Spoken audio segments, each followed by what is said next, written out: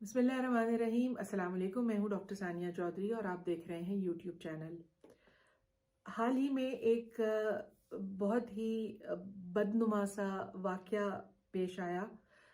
लाहौर के डीएचए के एक नामवर स्कूल के अंदर एक फाइट हुई एक लड़कियों के दरमियान, जिसमें जो फुटेज जो वीडियो वायरल हुई उसके बाद उसमें एक लड़की के ऊपर को नीचे फर्श पे लेटी हुई है, उसके ऊपर एक लड़की बैठी उसको बदस्तूर उसको मार रही है, पीट रही है और 3-4 लड़कियां वहां तमाशा देख रही हैं।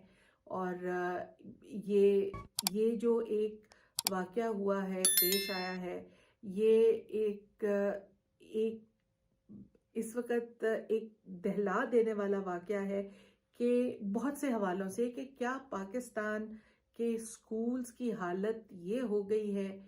इंग्लिश स्कूल्स जो कि जिनमें एडमिनिस्ट्रेशन जो है बहुत बेहतर समझी जाती है पब्लिक स्कूल्स के कंपैरिजन में, और फिर उर्दू स्कूल्स के कंपैरिजन में, तो एक इंग्लिश स्पीकिंग स्कूल का अगर ये हाल हो गया है तो बाकी स्कूलों से तो आप क्या एक्सपेक्ट करेंगे। आप अगर किसी ने अपने बच्चे को बहिफाजत किसी स्कूल में भेजना हो तो वो कहाँ भेजे, कहाँ तरबियत करे अपने बच्चों की, अगर एजुकेशन सिस्टम इस पस्ती के आलम में जा पहुंचा है कि स्कूल के अंदर ये एक वाकया पेश आता है, इसकी फुटेज बनती है, मुख्तलिफ वजूहात इसकी सामने आती हैं, और जो वजूहात इसकी सामने आ रही हैं वो तमाम की तमाम जो हैं इंसान को और वालिदैन को परेशान करके रख देने वाली हैं कि आजकल के स्कूल्स में क्या हो रहा है। इसके पीछे जो 2-3 चीज़ें सामने आ रही हैं वो ये थी कि शायद इसमें कोई ड्रग्स का इशू था, शायद इसमें कोई वीडियोस या कोई पिक्चर्स का मामला था जो कि काबिल दीद नहीं, या इसमें कोई लिकर वगैरह की बात है। तो ये वो मामला थे जिनकी तो शुरफा के घरों में बात नहीं होती, जिक्र नहीं होता।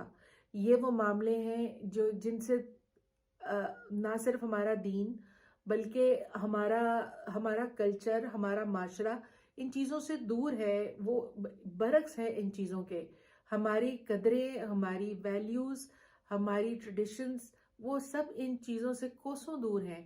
लेकिन आजकल जो स्कूल्स और कॉलेजेस में जो एक रविश चल पड़ी है, यंग एज में भले वो लड़के हों भले वो लड़कियां हों, बच्चे हों या बच्चियां हों, उनके अंदर ड्रग्स का जो जो वबा फैली हुई है, और वो कहाँ से आ रहे हैं, वो पहुंच कैसे रहे हैं, वो खरीदे कैसे जा रहे हैं। वालिदैन अपने बच्चों के पास कुछ चीज़ भी मॉनिटर करनी छोड़ दी वालिदैन ने भी, क्या टीचर्स ने भी सारी बच्चों की तरबियत जो है वो उसको इन हवालों से ख़त्म कर दिया है। क्या स्कूल्स की एडमिनिस्ट्रेशंस कोई नज़र नहीं रखती, खसूसी तौर पर उन स्कूल्स में जहां वालिदैन इतनी भारी रकूम देकर फीसों की अपने बच्चों को इन स्कूलों में इसलिए भेजते हैं। और इसमें तमाम वालिदैन ज़रूरी नहीं कि वो बहुत किसी अच्छी ज़्यादा ऊंचे तबकों से ताल्लुक़ रखते हो।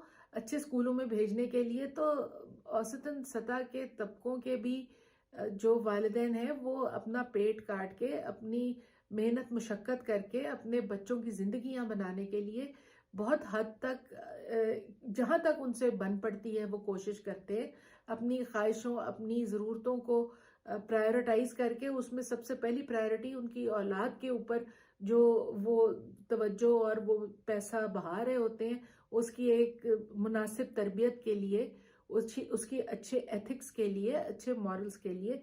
लेकिन इसमें गलती जो है वो हर तरफ से है। वो वालिदैन की भी है, वो स्कूल के एडमिनिस्ट्रेशन की भी है, वो स्कूल की टीचर्स की भी है, वो वहाँ खड़े हुए बच्चों की भी है, वो इस माशरे की भी है, वो इस हुकूमत की भी है।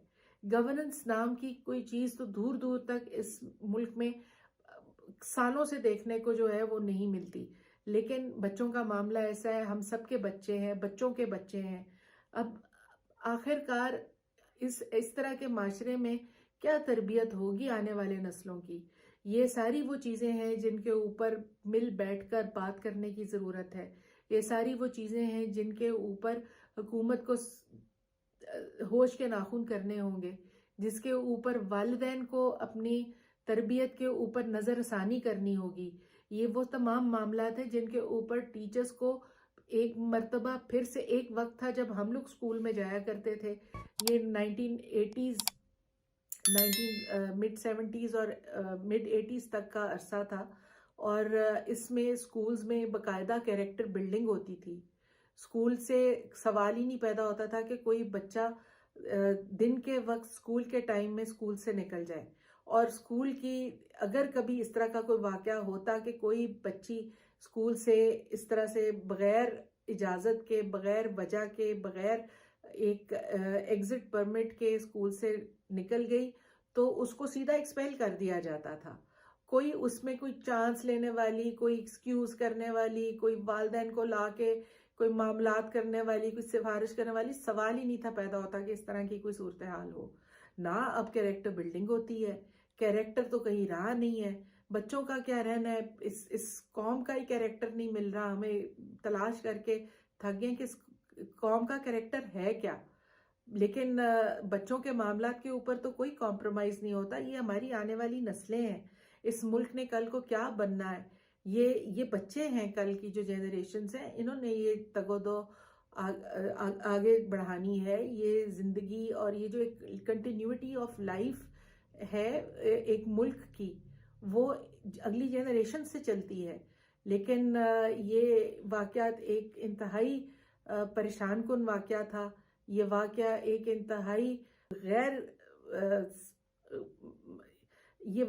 انتہائی پریشان کن قسم کا واقعہ ہے، جس کے اوپر سنگین قسم کے اقدامات کرنے کی ضرورت ہے. اور یہ چیز جو ہے اس کو تمام سکولز، تمام ایجوکیشن سسٹم، تمام ایجوکیشن منسٹری کے لیول پر جو ہے اس کو دیکھنا چاہیے، اور اس کے اوپر کوئی نہ کوئی اس طرح کے اقدامات کرنے چاہیے کہ آنے والے وقت میں ہماری آنے والی نسلیں جو ہیں وہ اس تباہی کا شکار نہ بنیں. اپنا خیال رکھیے گا، اپنے بچوں کا بھی. اللہ حافظ.